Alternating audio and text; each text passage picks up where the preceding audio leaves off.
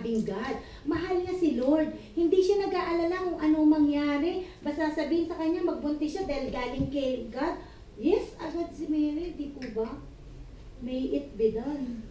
Sinasabing gano'n yung Tapos, yung good news po yun yung sabing good news niya, magbubuntis siya. Tapos yung pumunta siya kay Elizabeth, inano niya yung si Elizabeth, di ba, makitagad siya ng bundok. Si Mary, yung excitement niya, hindi siya nabigla.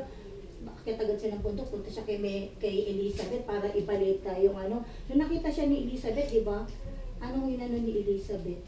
Mas holy yung holy nga yung nasa tiyan ni Mary. Oo, yun yung greatness, greatness of the Lord. Yun po yung, sabi niya, last po, di ba si Mary, kumanta siya, ang kanta niya, ang puso ko'y nagpupuri sa Panginoon. Yun po yun, umawit agad si Mary nun, no? Nagpupuri daw yung kanyang puso Sa pagpuri sa sa Panginoon. Yun, dahil siya yung napili niya ni God para mag-ano sa ating Panginoon. Yun po yun. Ngayon po, nakapag-diretso ako na uminom ng tubig. Akalain mo yun? Oh, thank you Lord, dahil Holy Spirit, akalain niyo yun, no? Diretso ako ngayon. Kala ko, kukuha ko ng lakas sa mali pala. Ayan po. Narito po yung, meron pong share yung sharer po natin ngayon. Isang binipining gusto kong tularan, pakainin. Hindi ko nga po alam kung paano ako magsalita ng mahinahon eh. Gusto ko siya talagang tularan. Ayun po, asawa ko.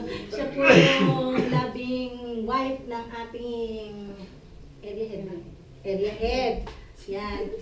Kaganda ko ma. Wait na, 1 minute pa. Yan. Yan po yung...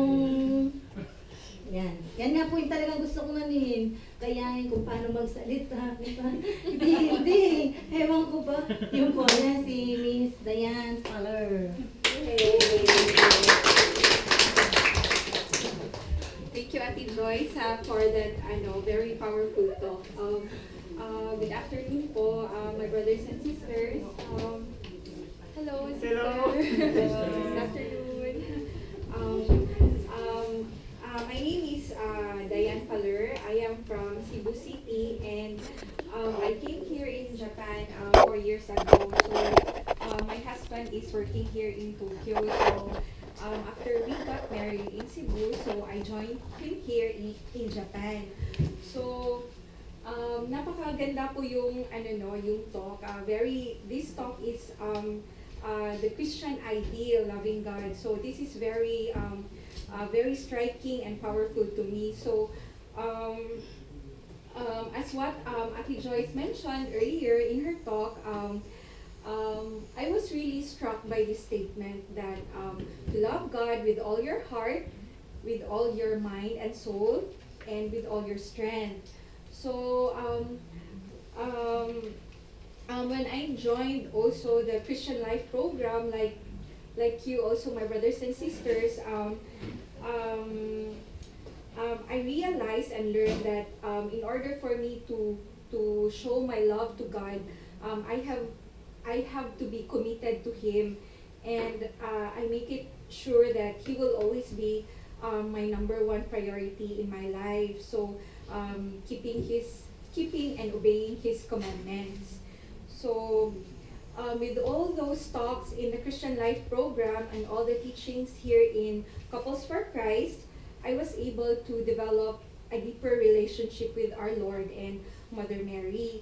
So just like any other relationship as human beings, we have our relationship with our spouses, so like as husband and wives, so with our family, so with our siblings, sa mga kapatid natin, and also with towards our parents, so towards our mothers, our fathers, and also even towards our friends, no? So the people around us, and also just simple maybe as girlfriend boyfriend relationship, diba? So for you to to know that person, or for you to have that relationship to grow. So, di ba, you have to spend time. So, you have to spend time, talk to that person in order for that relationship to grow. So same thing then for me with our God. So here I realized, growing up in Couples for Christ, so I realized na, I realized to have that deeper relationship with the Lord. So yung, so to be more closer to Him, so I was able to build my relationship with Him through prayer, and also praying the rosary and reading the scriptures every day. So before, when I was still in Cebu, way back when I was still working, no, so I worked in a bank, and after 5 days of working, I always look forward for the weekend. So Saturday, Sunday, oh yes, no work, so I will be able to spend time with family, and of course rest at home, do the household chores at home. But here in Japan, same thing also. After 5 days of working, so I always look for weekends to rest and syempre spend time with my husband.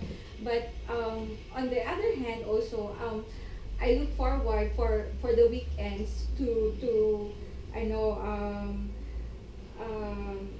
I look forward for CFC activities, teachings, and even make myself available in serving Christ through the community, and also allowing myself to be used by God as His instruments. And here I become more generous of my resources, especially with my time, and also with whatever talents that I have, that in maybe small ways I will be able to use them in serving Him and other people through my brothers and sisters here in the community. And also maybe for us, in the Philippines, we are very fortunate and blessed to be Christians, and Christians by birth. So maybe going to mass is during Sundays is mere like an autopilot. So maybe for some of us, like ito na feel ko before na like I just go to mass on Sundays because it's for the sake of going to mass, or kasi parang routinary na siya for us sa family na Sunday mag to church, and maybe after go to mall, so parang ganon. But not knowing the real meaning and essence of going to the church, of attending the mass. So before, there were really times that I feel lazy, and I tend to also forgot to attend the mass. So and growing here in the community with Couples for Christ, I realized that above all, attending the Holy Eucharist and hearing the Word of God is the highest form of prayer. And also I realized that it is my my number one obligation. I mean, my biggest obligation to do every Sunday. And so yun po, my brothers and sisters, may God be praised. Thank you. Yan. Galing ni ba yan? English? Galing. Kasi siya din pala, nung nasa Scopus na siya, doon naging deep yung, niya kay Lord, yung naging relation niya. Doon niya rin na-discover yung dati kasi yung sinasabi niya na pagka yung 5 days work, tapos yung Saturday, Sunday, talagang rest niya lang, yung magpahinga lang, right?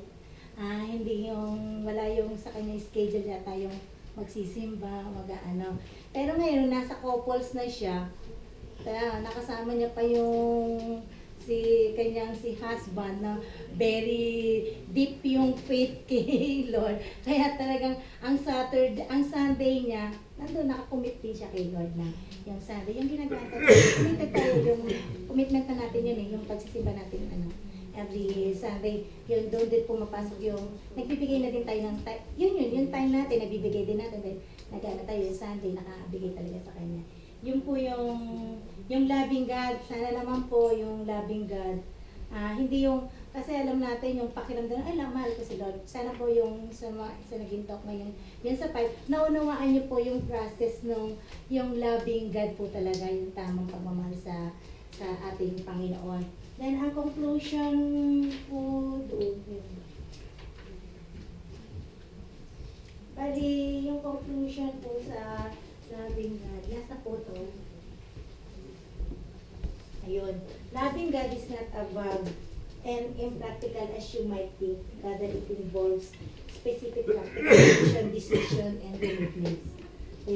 But you cannot do it merely. By deciding to do it, what will make it possible is the power of Holy Spirit. Yun po yun. Kaya kailangan yung prayer po natin, at saka yung napakahalaga din po yung rosary. Para yung Holy Spirit talaga dumating sa atin. Kaya yun lang po. Maraming salamat. May God be praised. Yun, thank you po. Yun po, Christian ideal of loving God.